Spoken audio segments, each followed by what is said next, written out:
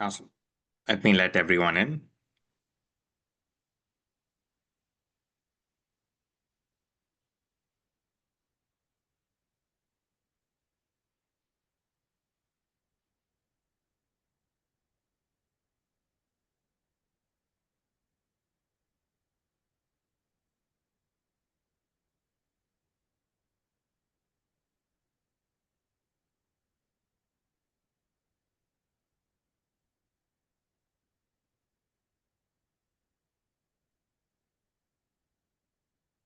Hey, everyone. Hope you're having a great start to the day. My name is Nikin Taran. I'm one of the curators of Open Atlas, and we are a community of high skilled immigrants in our community.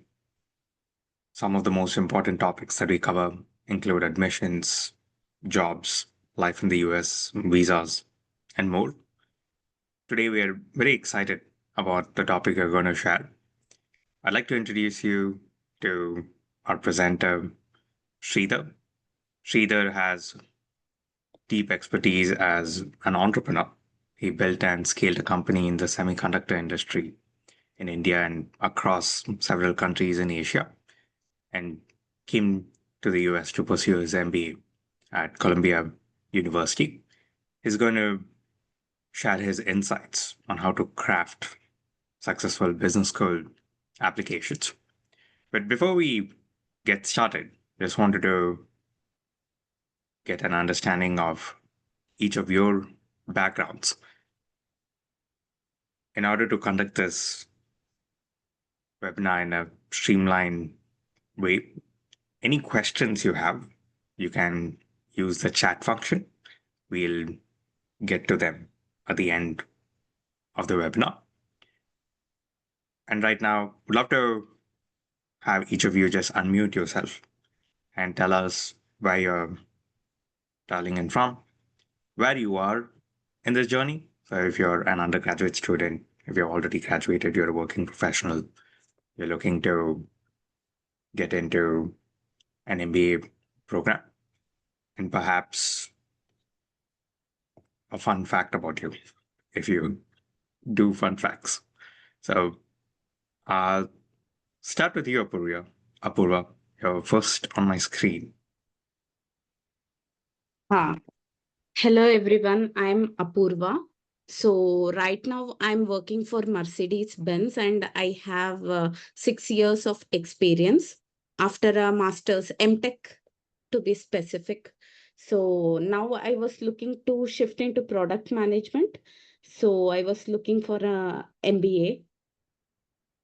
And my GMAT is on November 20th. So looking for round 2 applications. Yeah, thank you. Wonderful. Happy to have you here. Where are you calling from? Bangalore. Oh, amazing. I grew up in Bangalore. Oh, okay. That's nice.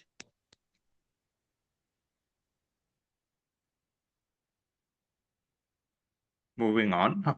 Harminder.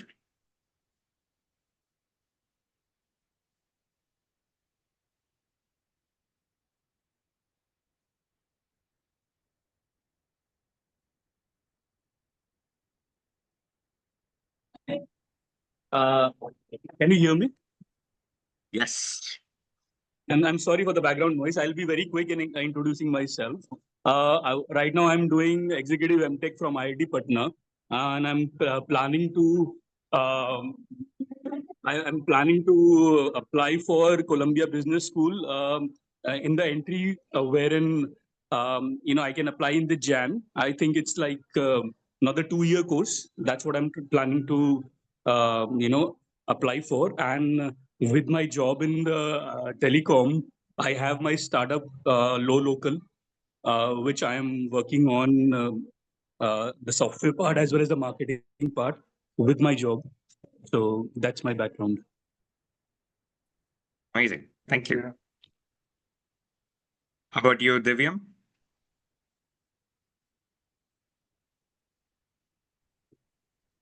Hi Nikin, hi Sridhar.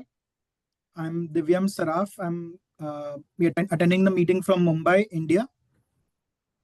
I have a BCom and an MS in Finance from Mumbai University and about 6 years of combined experience in manufacturing, export sales, and consumer products.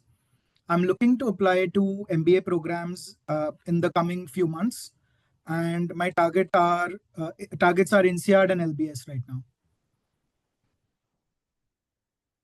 Thank you. Thank you. Thank you. Hey, Yulin. Hi, Nikin. How are you? Doing great. So yeah, I'll introduce myself. I'm Yulin, and I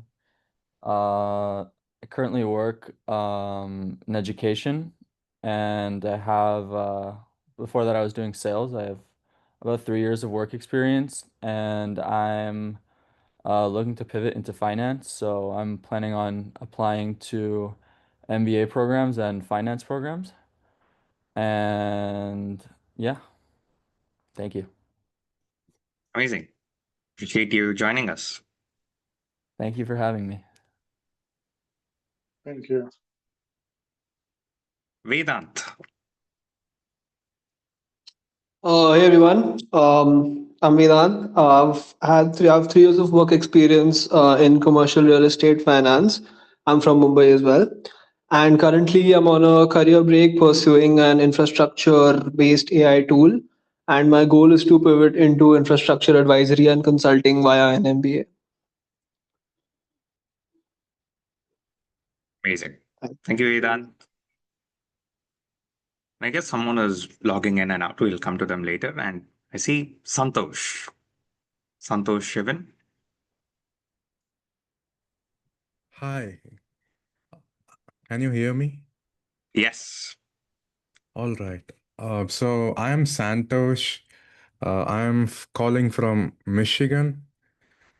I'm currently working as a design release engineer at General Motors Company in Warren, Michigan. I have 8.5 plus years of work experience in automotive industry. I'm looking to pursue for my MBA in entrepreneurship finance. So I'm just starting out my preparation towards my MBA.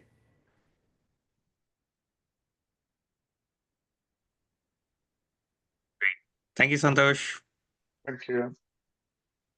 Hopefully, we covered everyone here, but if not, Yeah. we'll get to you folks at the end of the webinar. Yeah. And with that, I'll hand it to you, Sridhar. I think it'll be helpful for folks to hear from you on your journey, just briefly on Sure. your career, as well as where you were when you're Sure. considering applying to a B school. And then it would be a good segue into the presentation. Sure. Thank you guys, and thank you, Nikin. So to share about myself, I've been an entrepreneur for nearly 8 years pre-MBA. My experience has been in manufacturing sector, mostly inclined towards energy as well as renewable energy products as well as services. And like all of you, I have applied to business schools too. My first year, I got waitlisted and rejected, and that's when the whole process of understanding what business schools are looking for and deep diving to understand how exactly the process looks like. So I did spend a lot of time talking to students. I've spoke to nearly 100 or 150 students across LinkedIn and meeting students on coffee chats. That actually helped me understand where exactly I'm doing mistakes in my application. So today's session also, I would be mostly covering areas that could help you evaluate and think through this whole process. I would be deep diving into certain areas. I would be deep diving into certain areas that could that have never been discussed, because most of the information which students gather is through Reddit or social media or your knowledge from attending the sessions. But what I would like to share is about evaluating what exactly a successful business school application looks like. So let's start with that. So as I've shared, first let me introduce our Open Admits. So as of today at Open Admits, we have had 100 plus candidates. Today, including round one, we already have started receiving interview invites as well as admits. We have a couple of schools that have already received admits for, have shared admits for round one, early action round, and students are awaiting for results for round one. Uh, I myself, I have had a 94 percentile across GMAT and GRE. I'm a Columbia Business School graduate. I have 11 admits on 12 schools which have applied. So, uh, and as Nikin has shared about himself, Nikin has been an entrepreneur. He's been a tech entrepreneur. He's received an honorary doctorate for his contributions within the Department of Healthcare sector. And yes, that's about us. So the first question which I started asking myself when I was a reapplicant to schools is, what exactly are these schools looking for? Now, I'm going to give you 2 to 3 seconds to think on this. According to you, what exactly schools are looking for? You can just think about one specific quality or a word that comes onto your mind just when you think about this.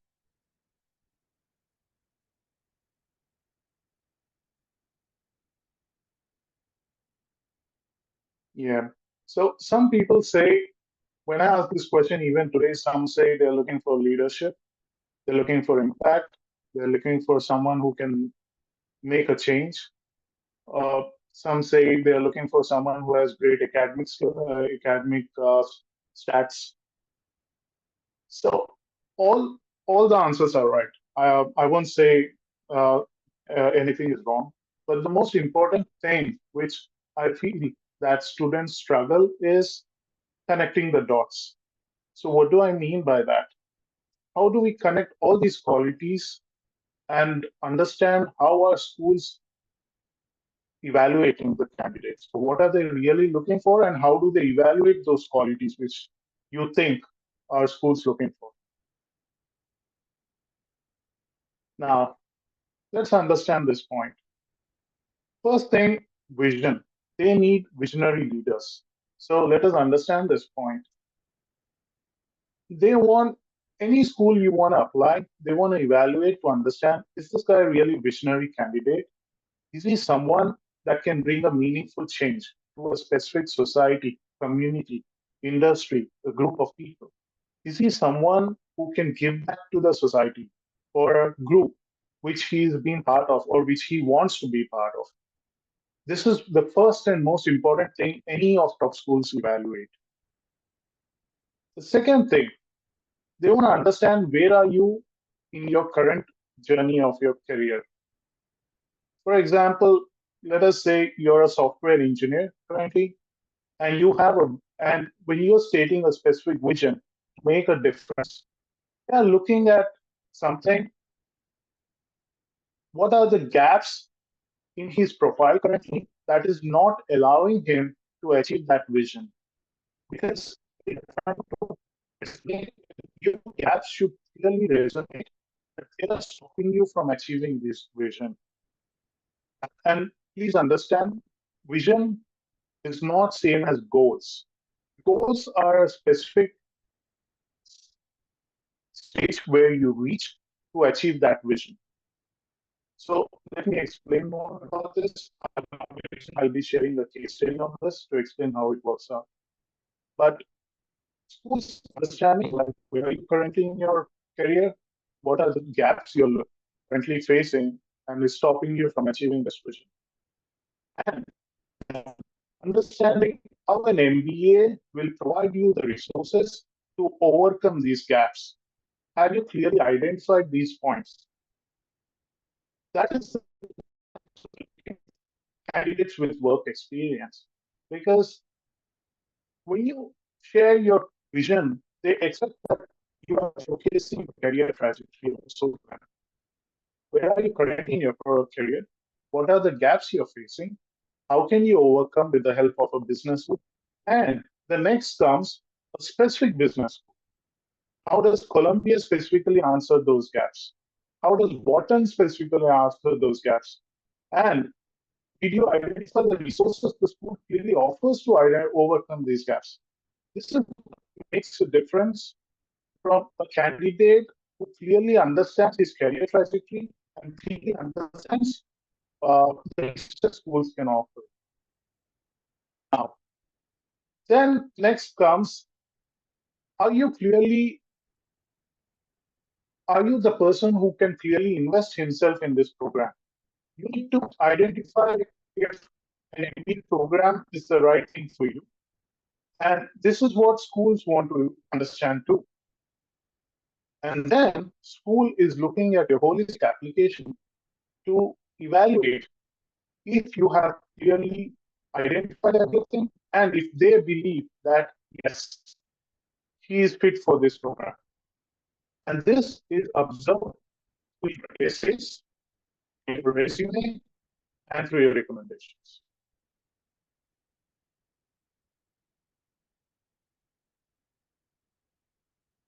Now, given these expectations from business school, how do they evaluate a candidate?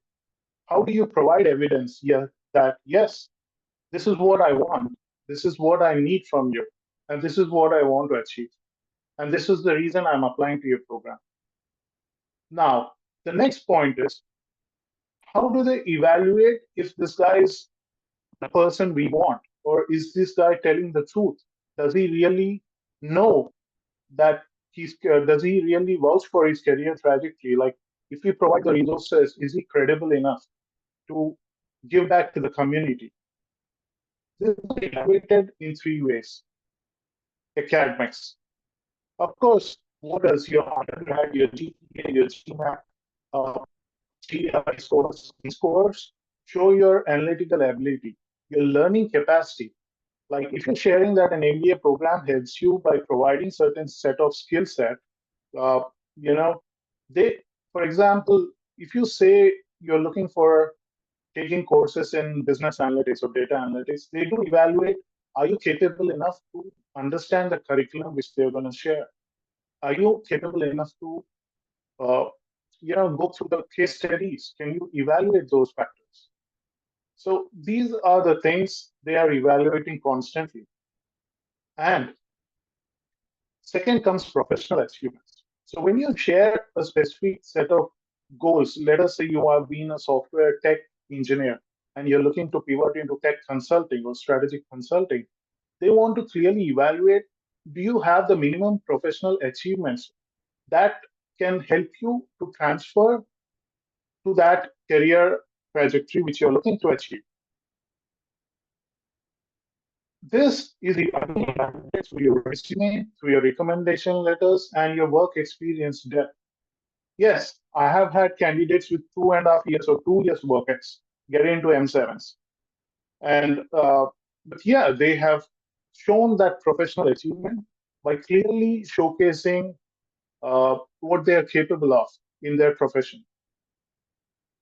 Now, another question, most important topic is personal achievements. I know that many Indian candidates believe that extracurriculars are a very important aspect and they lack extracurriculars. They keep asking me this question.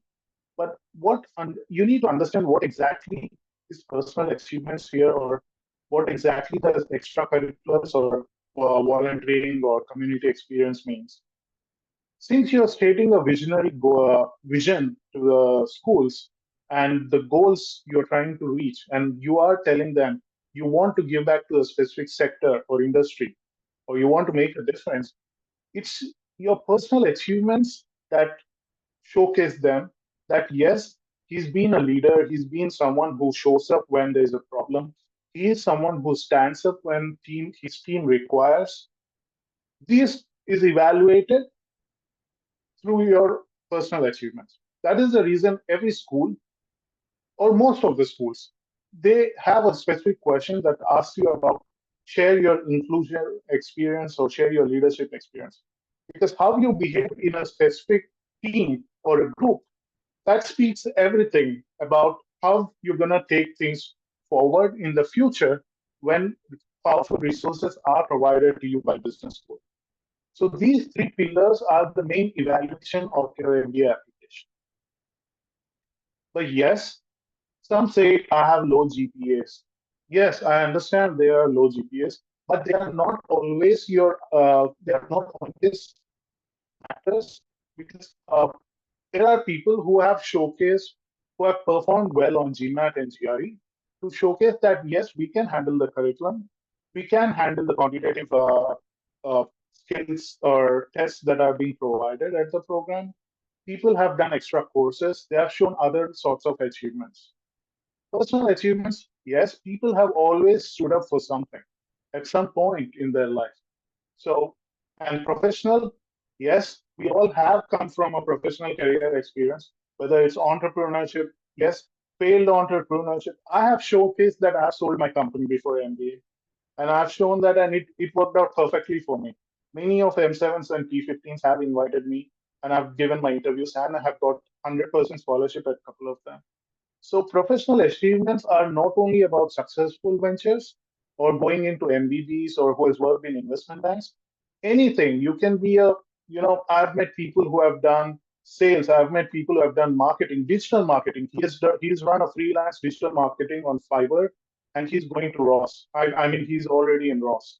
So professional achievements, any experience which you will be utilizing to show an impact makes sense.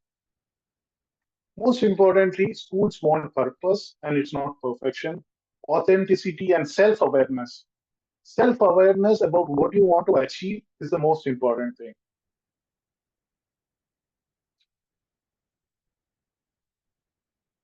Let me share a case study. This case study might be very helpful for many of the candidates. And I'm taking a candidate from India because that's one of the most competitive demographics. So the student had 3 years work ex as a software engineer in multinational bank. When I first asked her, what do you want to do or why do you want to do MBA? She said that she want to move to US and start she want to experience the culture and everything. In terms of profession, she said she wanted to be a product manager.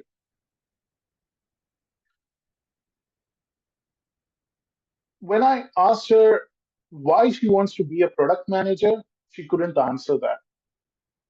So when we deep dived into her profile, I realized that she has an experience of building applications, software applications for her bank, a multinational bank. And then I started understanding like she has a tech experience of building these applications.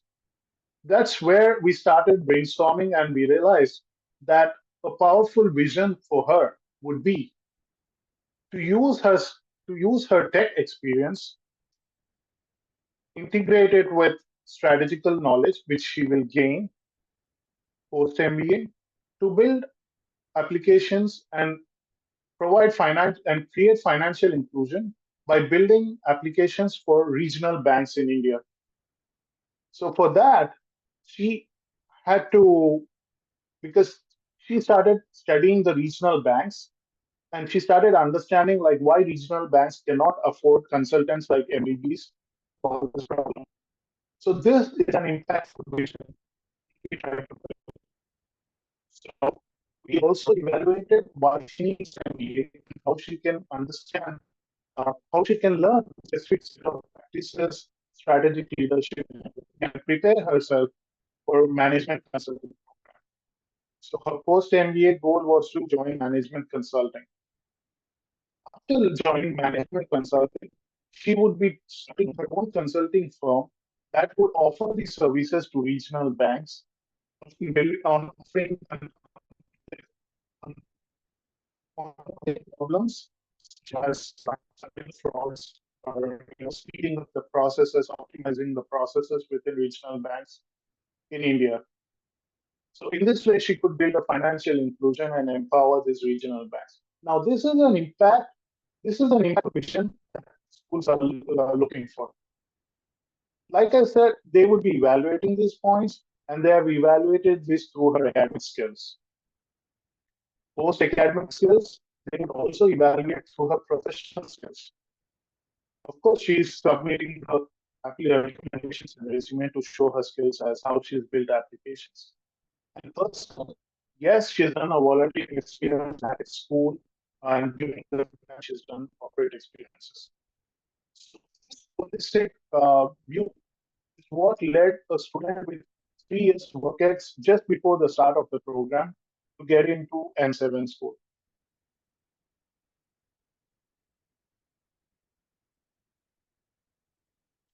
One difference which I started observing was many students write really good essays. But the problem is, like I said, schools are evaluating clearly understanding the career trajectory which you're going to achieve. And there's a lot of difference between vision and goals. Vision is something you want to create in this world for a that contributes to a specific group of people, or community, or industry, or or or industry or sector. Goals. How do you achieve so vision is something you'll achieve after reaching a specific goal. And they want you to clearly identify that. So you join a top tier consulting firm, you master these strategy frameworks, you build specialized practices. These skill sets will allow you to achieve your long-term goal of setting up your own firm and making a difference. So it should be clearly practical and logical, connecting the dots from your current profile to the future. And this is where we at Open Admits help you build a roadmap for this.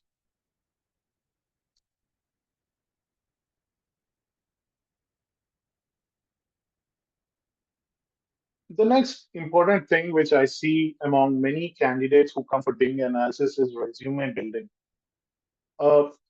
So many people think that they have different views about resumes, but what your resume speaks a lot and is very much validated along with your essays. I'll share a few examples for that very soon. One common mistake which I see in resume is there are many people who have done startups.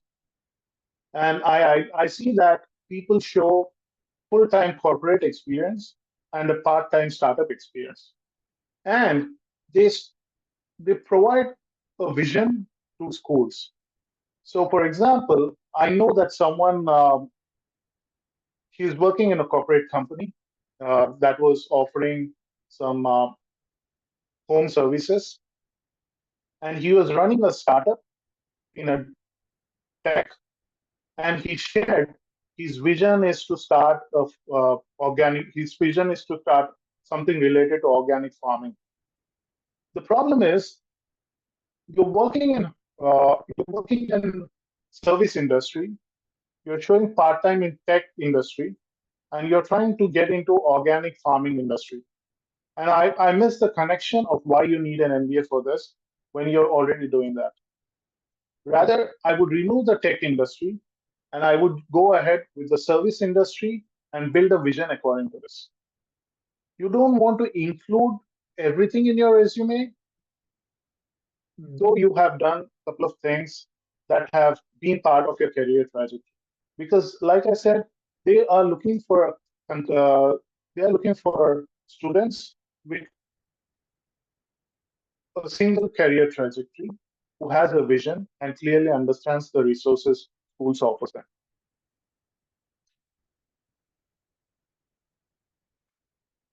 Some of the mistakes, I'm going to discuss mistakes. Before that, let me share a few points on how strong resumes are built.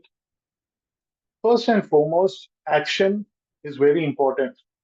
So I see that the first point is any resume point should start with an action verb, like you use in GMAT, and then followed by comma plus verb ing to show the impact or result.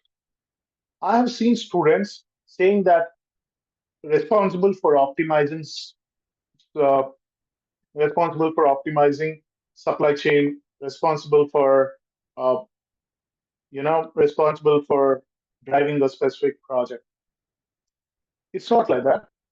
You should rather you should come across as something like spearheaded a specific activity or a project, quantify it, followed by comma verb ing, as GMAT has taught us, to show an impact of the first part of the action you have performed in a specific role. This is what they're looking at. Always quantify. I've seen students who quantify a lot, but the sentence structures are not clearly written in a resume. The clear structure would be starting with verb ed followed by comma verb ing. So then you quantify it to show your impact within that specific project.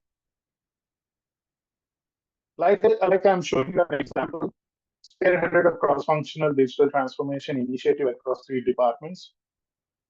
This as optimizing delivery time and reducing operational errors. This is again an impact we are providing, followed by how it resulted in solutions. And please remember, resumes are 1 page. I've seen students coming up with 2-page resumes. Business schools don't like to look at 2-page resumes. Common mistakes I would say to avoid: increase sales by 20%. Rather, put a time frame to it. Increase sales by 20% annually, or define something like quarterly, or you optimize optimize savings, or you optimize the operations by 20% in the next quarter or the previous quarter. Define it. Give it a time period. Don't just leave it like that. Manage the team. I've seen students who just leave it at manage the team and then comma and also let something else like that. Most importantly, why did you manage the team is very important.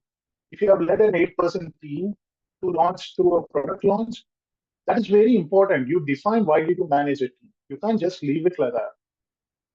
And show your contribution to the team, and also show how you have always made an impact within a team.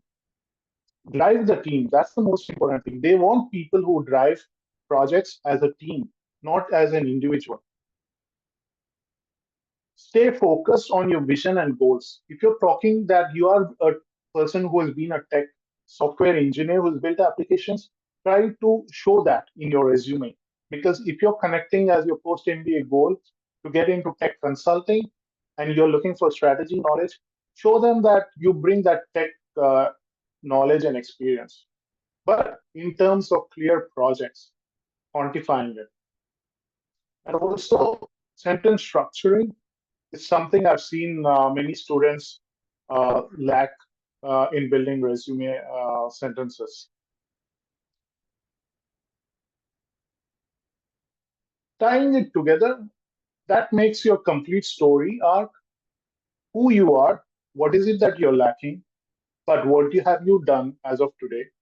What is it that motivates you? Where are you going? And why now? Why is MBA? So this is a very important point. The roadmap which I've shared, identifying the gaps, thinking about the resources schools provide, utilizing the resources to overcome the gaps, reaching to a specific position in goal 1, followed by goal 2 to achieve that vision. This is as important as understanding why now. Why is it the right moment of your career? Have you clearly identified all those gaps? And also, another important point is, let us say you're a product manager currently at Google, but still you want to do an MBA. I've seen students who say that I want to be a product manager in YouTube. It doesn't make sense, because if you apply to YouTube right now, you could get an interview.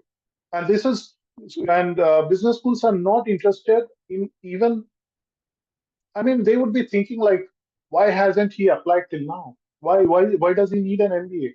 Yes, you could have a reason that I want to go to Google or YouTube USA from India or some other country. But still, it's very important that that is also possible. To understand that is also possible. So you need to come up with a stronger reason to identify those gaps. Why is it that uh, you want to make a transition, and why is it not possible? And in those cases, I think gaps are difficult to be, difficult to find those gaps when you're in the same company, same industry, and you want to make a transition through an MBA. Unless you have a hard reason for that, maybe I would at least show that you're looking in a different position, in a different company at least. Letter of recommendations. So something I always, so I did this for my applications, and I always suggest this, basically understanding who the recommenders are. So I've been an entrepreneur, like I've shared. I did not have much corporate experience. So my recommenders were my clients. There were some Fortune 500 clients, I understand, but I even had a startup client for my recommender as a recommender. And it did work out for many of my students also. But having a recommender from the same company, I mean, if you're an entrepreneur, is something I would be against it. But if you're a startup, if you're working in a startup, it's acceptable that you can take one from your boss who you have worked directly, and the second one would be from your client. You always need someone, because if it depends on a startup again. If you have 1,000 employees, it's understandable. But if you have 20 employees and you're on the founding team, I would say one from your company and one from your client side would be a better option, because we always need someone who is outside your work, outside your company, to evaluate your, your professional and personal qualities. Yes, you can sit down with your recommenders, narrate them on the structures and how you want and share your application story with them, and also tell them what is it that, how is it that you want them to evaluate you, on what factors.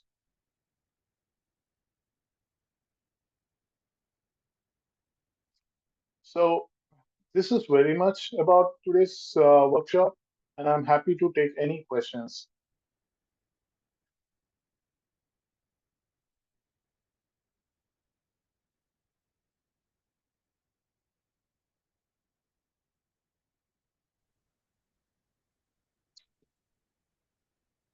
Thank you so much, Sridhar.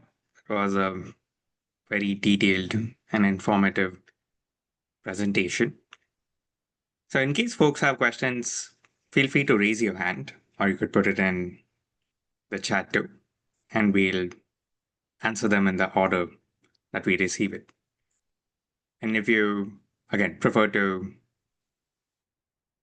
just speak up and ask your questions directly, in the lower part of the Zoom, there should be a raise hand function.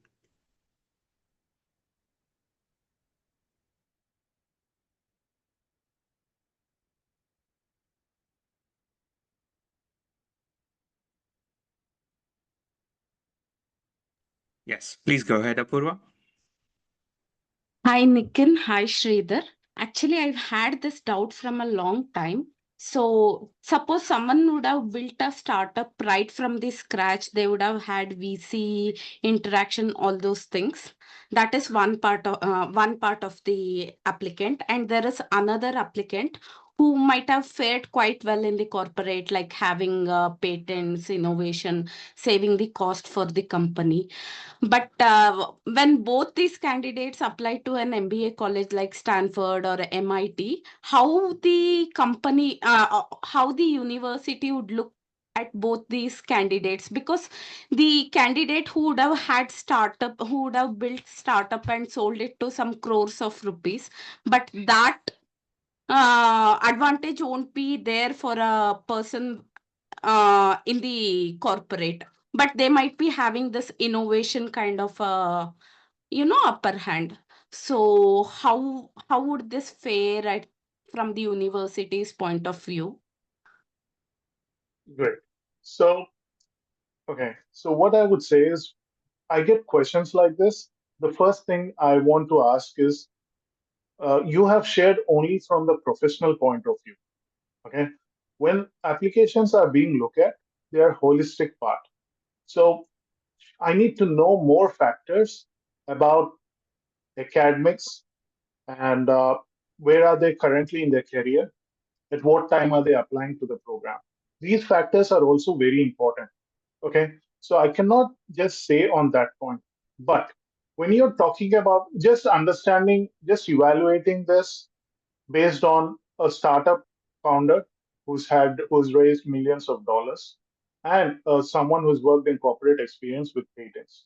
So, like I said, the most important thing we need to understand is the startup founder, what industry did she work in, or what industry is her startup based on? How is it that she has made an impact in that industry? We're going to figure out the story though. But we also need to understand, why does she need a Stanford MBA? That is what Stanford is looking for. If she's a startup founder, why does she need a Stanford MBA? Does she want to, she has the funding available, but why does she then want to leave her startup after she has worked so hard to build one startup? What after building it for years? How can we come into the picture and help her? And what is her requirement for her to come to Stanford from India and do this? It could be, again, to scale it up, but you have the funding available. So what is it that you're lacking is the question they would be looking at in terms of a startup. In terms of corporate patent, she's been in corporate, she's been doing well, she's got patents for her company.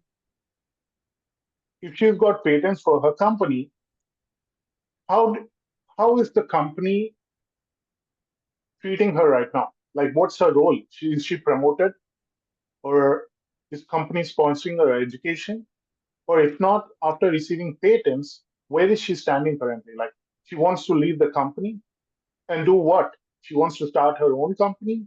That is why she needs Stanford. So again, we need to identify what are the gaps right now. What is the purpose of doing a Stanford MBA? And what are the resources Stanford MBA can provide her to reach to the next stage of her career? So these factors are very much important in evaluating someone's application. So if you can, just by a question, I would need more information to answer this more clearly. I hope you understand. Or if you have any queries, please ask. Yes, I understood. What I thought was, it was just a hypothetical question. So, like, I had seen some of the people on LinkedIn, like, get into Stanford and UC Berkeley. So, I wanted to see, like, how I should build my profile in order to get into such universities for an MBA. So, I'll think more about what all the points that you told me. Sure. One thing I don't know, because this is something many times students tell me that, is there anything I have to do to build my profile like that candidate whom I've seen his profile on LinkedIn? See, you, you have graduated, you have a work experience of a couple of years. So going back and building your profile like someone who has already been your age and has built this profile and is going to MBA, it's kind of difficult at times. But what Yes. you can do is understanding, like I said, evaluating the vision or how you want to contribute is the most important thing.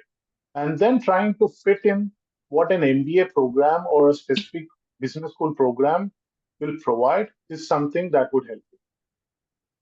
Understood. Got it. Thank you so Okay? much. Cool. No problem. Thank you. Thank you, Purva. Please go ahead, Divyam. Hello.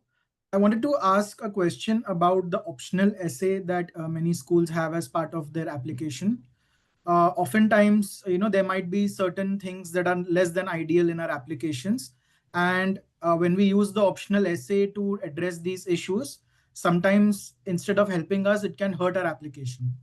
So for example, if a school gives us a 20 to 80 range of a GPA, and let's say, especially for an Indian applicant, although international applicants often don't figure as part of that GPA range, but like I said, Indian applicants have it a bit more difficult than some other demographics. So one of the things that people often use this optional essay to address is the GPA. I would like for you to tell me, when this could actually help us and when this could actually hurt our application, to whether we dwell on it more or less, how we present our reasoning for it along those Sure, lines. sure. So first and foremost, the easiest way to do this is get into the class profile on the website. Look at the average GPA with which students enter the program. And the second thing is, if you consider your GPA is way below the average, let us say the average is 3.4, you don't need to convert considering you're from India. But if your GPA, you can understand that if your GPA is low and if it stands on around 2.8 or 3.1, then you could write an extra essay explaining about, giving reasoning about why your GPA has fallen behind. But if your GPA is around 3.3, I wouldn't push that, because that would show that it would show like you are trying to identify negative aspects in your profile, and you don't want to come across like that. Because when you are reaching out to schools, you're showing yourself as a visionary candidate. And when you show yourself as a visionary candidate, you don't want to show your weaknesses so easily. Now, when I say I'm writing an optional essay as a candidate who scored 2.8, I wouldn't be highlighting saying that I was working in my father's industry, or I was doing another part-time job or anything, because that actually showcases that you have not been serious in your undergrad. And the schools are like, can we give him another opportunity to come to our school? Because we are talking about top business schools. So when you come to a top business school, they want you to they want to see if you are that candidate who can seriously take this curriculum. They don't want dropouts. They want to seriously look if this candidate can seriously consider this curriculum. And will he be someone who will contribute to this program? Because, like I said, your previous behavior or is very much predictive of your future, whether it's academics, personal, or professional. And I would say, rather than sharing the truths about, like, like you've been part of your father's business or you've been evolved into something else, I would rather say you could showcase that you had some health issues or you had some emergencies within your family or personal reasons. That would actually be a more better reason. And also, to complement that, I would also suggest that uh, take up few quantitative courses, do master's courses, and show that uh, you have picked up all the quantitative and required skills and you're ready for the program. Hopefully this answers, Divya.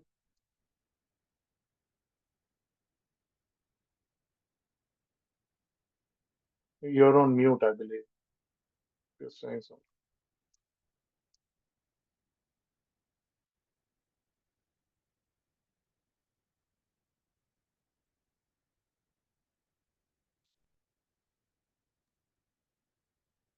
Yeah, speaking about quantitative courses, do courses like CFA and FRM hold importance when it comes to schools? Of course, CFA is considered very valuable for an MBA candidate. In fact, some of the CFAs, I mean, in terms of career prospects, companies are more inclined towards CFA if they're finance-based companies like oil and gas companies that are looking to hire candidates for finance roles, especially in countries like in across Gulf or Europe. they prefer CFA candidates over MBA candidates. Thank you. Thank you, Divya. We have Vedant. Yep. I've asked him to Vedant and unmute. Apurva. Yeah.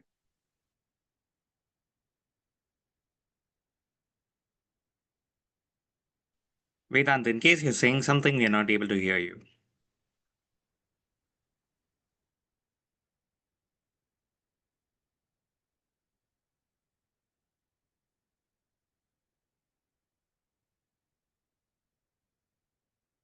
He might be having a tech challenge, so we'll come back to him. Yeah, Apurva, please go ahead. Hey, sorry, actually, I connected to the previous question. I had a question, so I Sure, go had to ahead. raise Go my ahead. hand. Yeah. Go ahead. So, for example, if you take mine, I had a low GPA in my undergrad, but pretty good in my like postgrad, since I have a master's already. Do you think that could complement the low GPA in my undergrad? So, well, okay, we need to evaluate more on this. So, where did you go for undergrad? Ah, sorry. Where did you go for undergrad, and which majors did you do? Okay, I'm from electrical engineering background from VTU. It's a state Okay. university in Yeah, Karnataka. I know VTU. I know VTU. Yeah. Yeah. So I have around 68% in my undergrad, but 8.13 in my master's in power electronics. And So where did you go for masters? Same VTU, because I didn't wanted to Okay. take a drop or something. Yeah. Okay. So, was it back to back? Yes, back to back. And when did you graduate from masters? 2018. Okay. And where are you working post that? Where have you been working post that? So I started with a startup, and then I Okay. switched to service based and then a product based. And right now I'm in Mercedes Benz, an OEM. Okay, great. So in your case, so first and foremost, I also need to look at transcripts. But in your Yeah. case, I don't think it will affect much because you have done masters, first thing. Second thing is you have been in the same industry line. Okay. So Yeah. 68 to 83% is decent. I don't think it's much of a problem there. And you come with a work experience of 6+ years. So schools would be Yes. happy to understand how have you grown over the years. Okay. At the same time, I would also recommend that you do some quantitative courses uh, that are like MBA math to just showcase and also score well in your GMAT or GRE to showcase that yes, now you're ready to handle the curriculum and the quantitative program at the school. Actually, in order to showcase academically also, I have 2 international patents.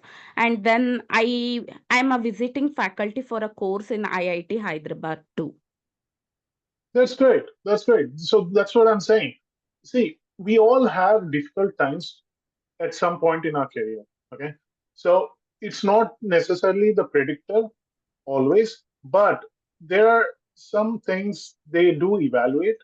So you have showcased that you have done good at MTech, you're still visiting faculty and you're been in this line of industry. So they understand that you really like to be part of this industry and you have a vision for this industry. So schools would surely love to talk to you and hear more about it.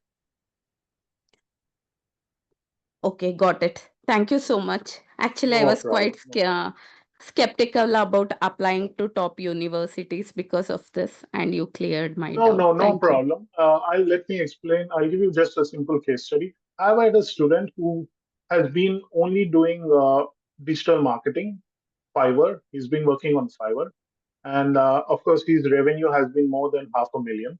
So he had very low grades in undergrad, but his MTech has been really good, and he's had more than 6.5 years work as a freelancer, digital marketing freelancer. So, of course, he's done a lot of certifications. He's built many patents, and he's also been part of many certifications and everything. So yes, schools do a holistic evaluation. Got it. And he Thank did you. have a good GMAT. So yeah, no problem. Yeah.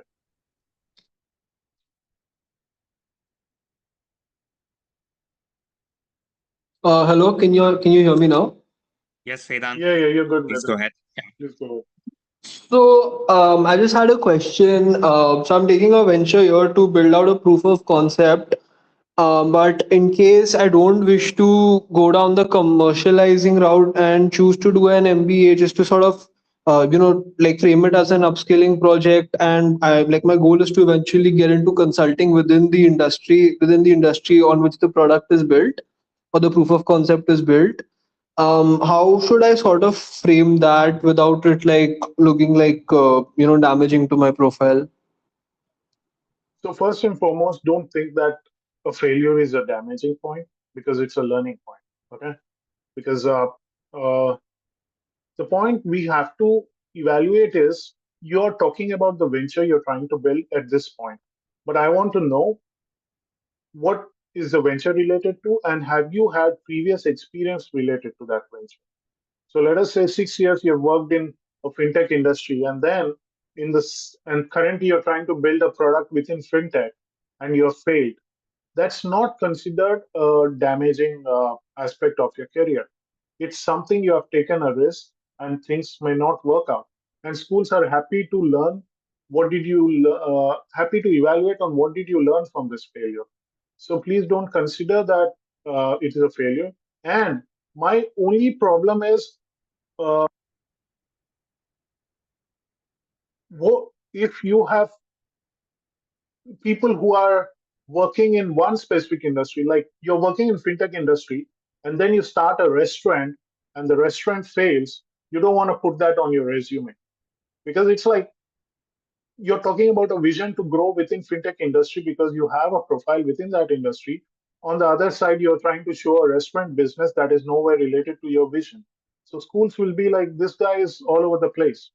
They want someone with a laser sharp focus towards his vision. So you don't want to come across as a weak candidate. Hopefully this answers.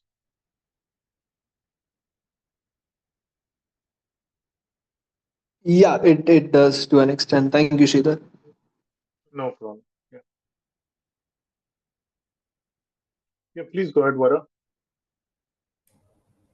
Hi, Sridhar. Thank you for the Hello. presentation, firstly. Am I audible? No problem. Yeah, you're good. Please go ahead. Thank Okay, so I got this question while Vedant was asking his question. So, my question is, what if a candidate's journey is more about self discovery, and they, by making mistakes and by trying out different things and experimenting, they ended up building a vision in the middle somewhere, and now they have a trajectory in mind, but the entire journey doesn't reflect that. It's more of a self discovery thing. Like, for example, I'll give you my example. I started out as a software tester.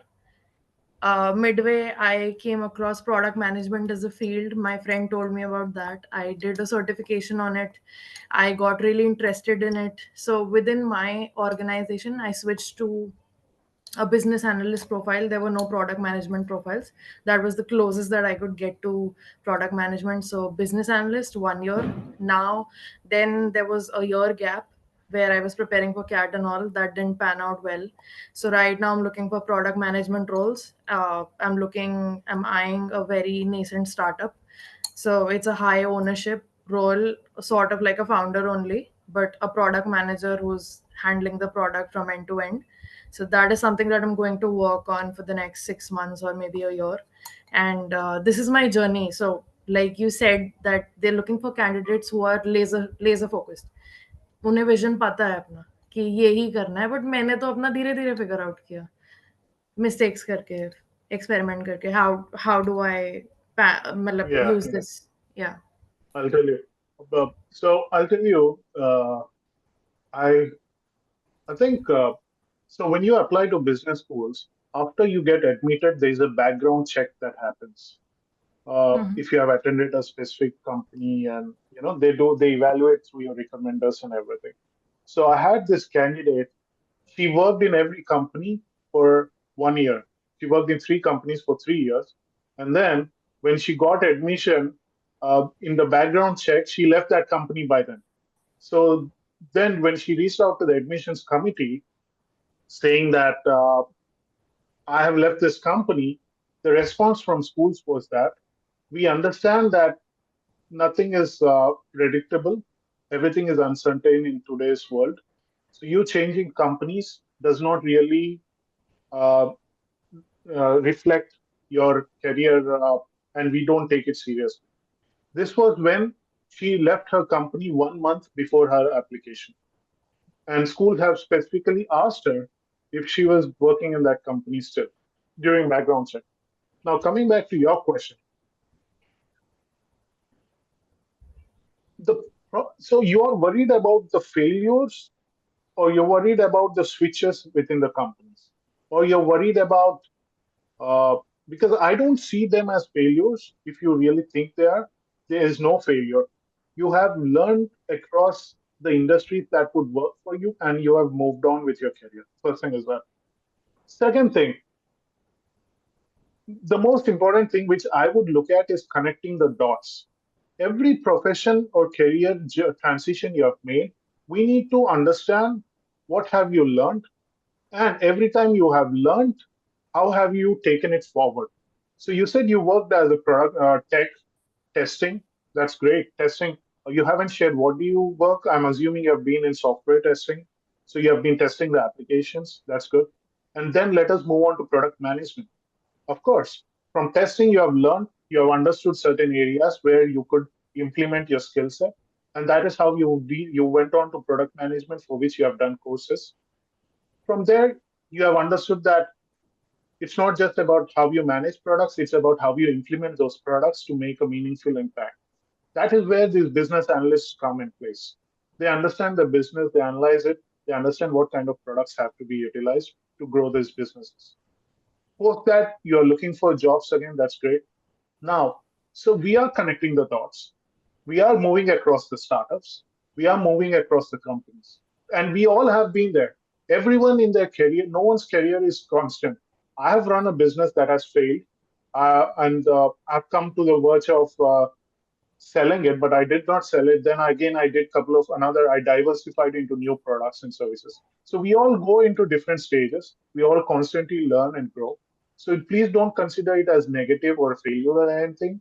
You have been constantly transitioning and preparing yourself to move towards your vision. The point is understanding the vision and understanding how you have made the transitions towards the vision, along with utilizing and connecting your academic and personal skill set to the profession to achieve something. So we need to have a holistic approach towards this application and not a single areas and think that these could hurt our application.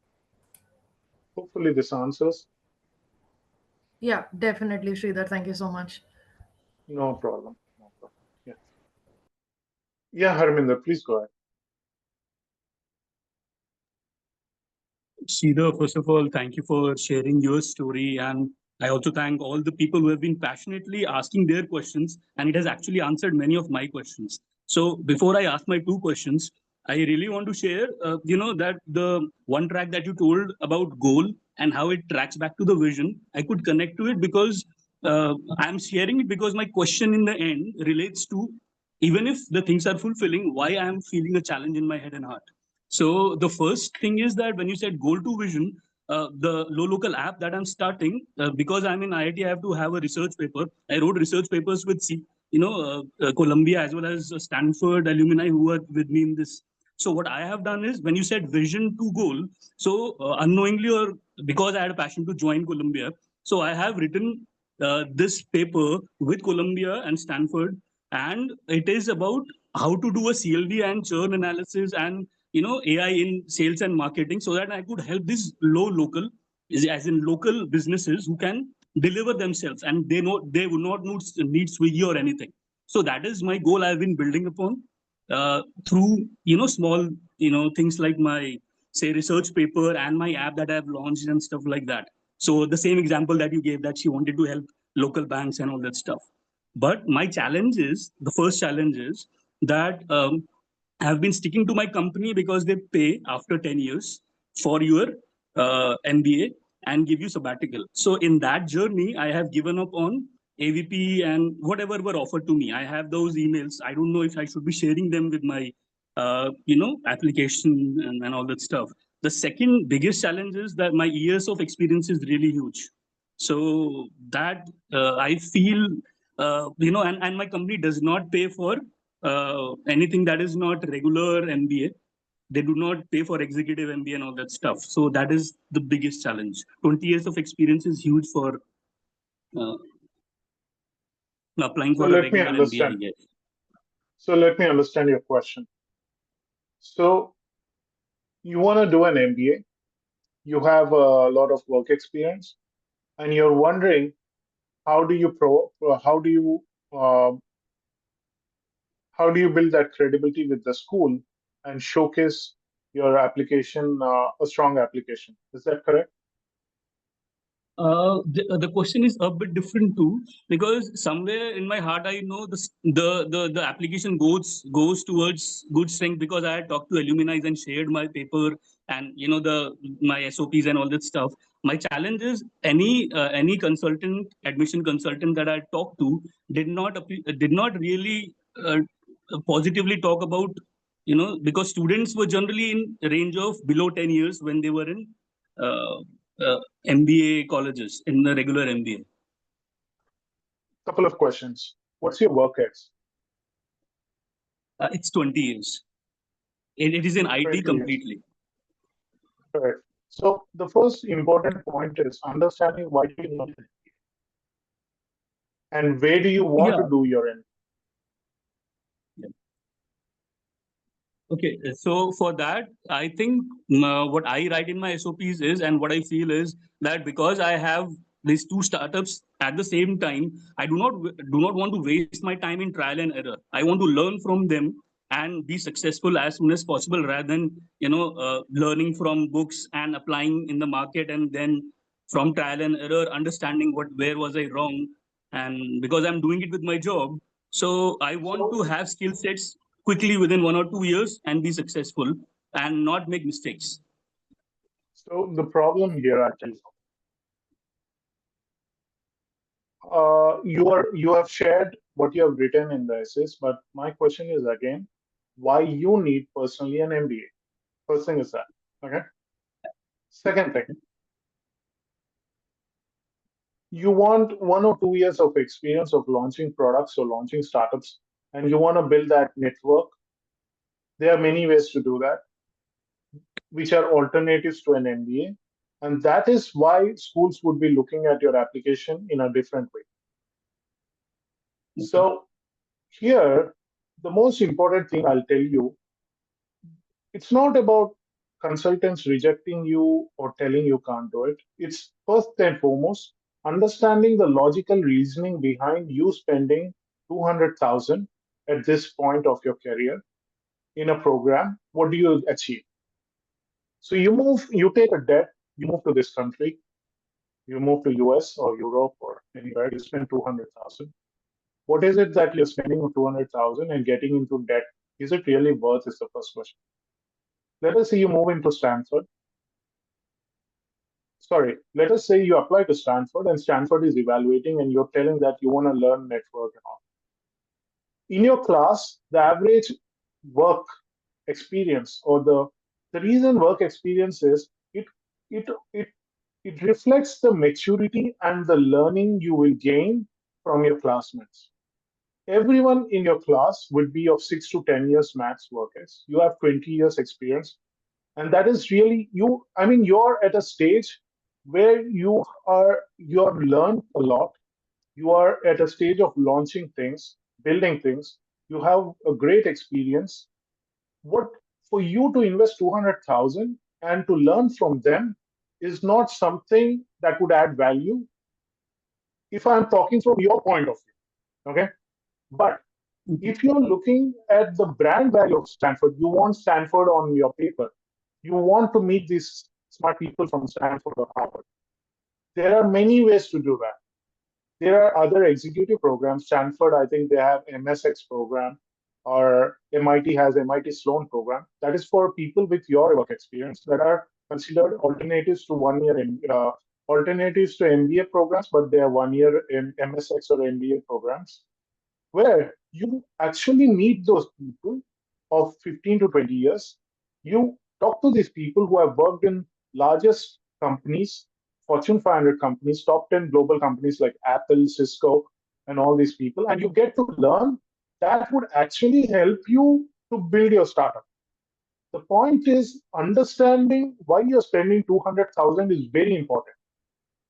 Sridhar, And actually, yeah, may I please share here that it's like when I said I had spent 10 years in the same company, they pay for it actually. So that is also the reason they do not pay for the other the courses of MS.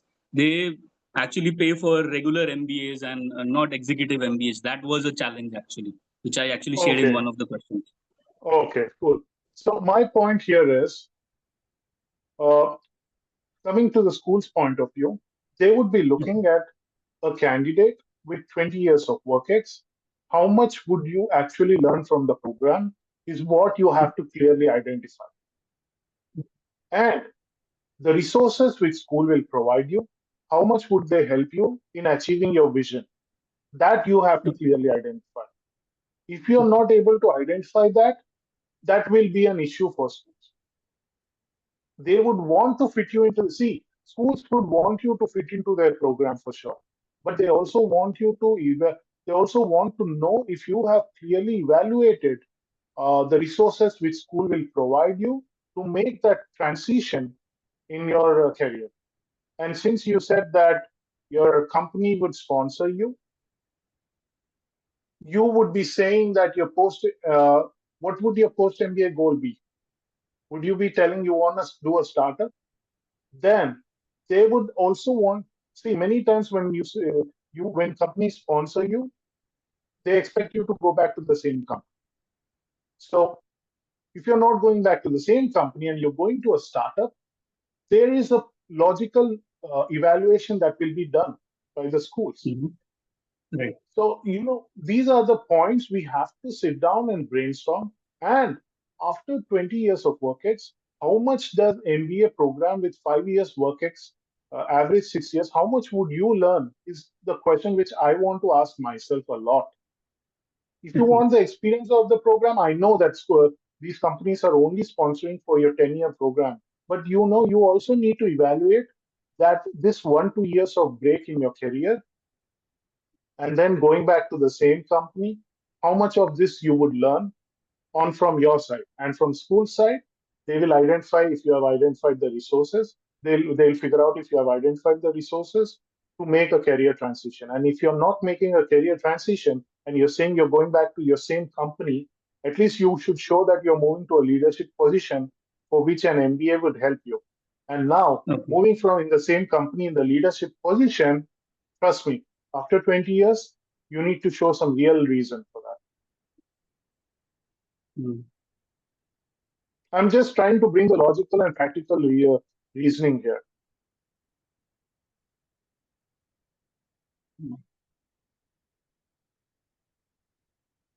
Okay. Thank you. Yeah, I'm happy to answer more and brainstorm this. You can reach out to me through my email. I'm happy to answer if you want to speak more about this. Thank you, sir. Okay, thank you.